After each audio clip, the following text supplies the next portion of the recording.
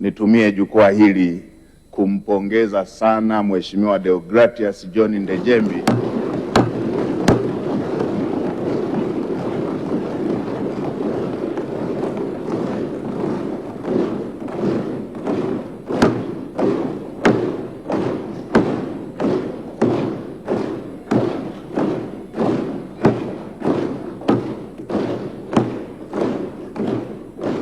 Mheshimiwa Spika, nitumie jukwaa hili kumpongeza sana Mheshimiwa Deogratias John Ndejembi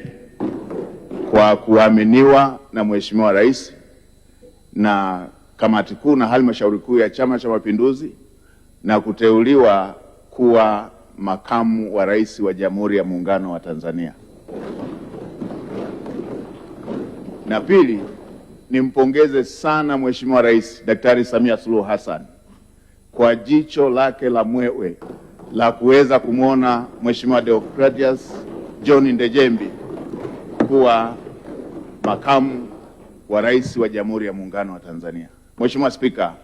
Deogratias John Ndejembi kama kiongozi ni kiongozi mahiri sana, ni kiongozi makini, ni kiongozi mchapakazi anayefanya kazi bila kupumzika ili wananchi wa Tanzania waweze kupata manufaa.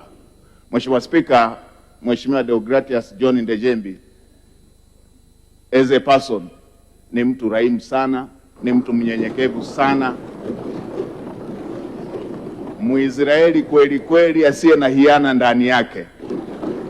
Mheshimiwa Spika,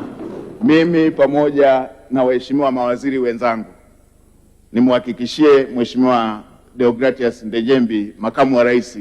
kwamba mimi pamoja na mawaziri wenzangu tuko mguu sawa kupokea maelekezo na kuyafanyia kazi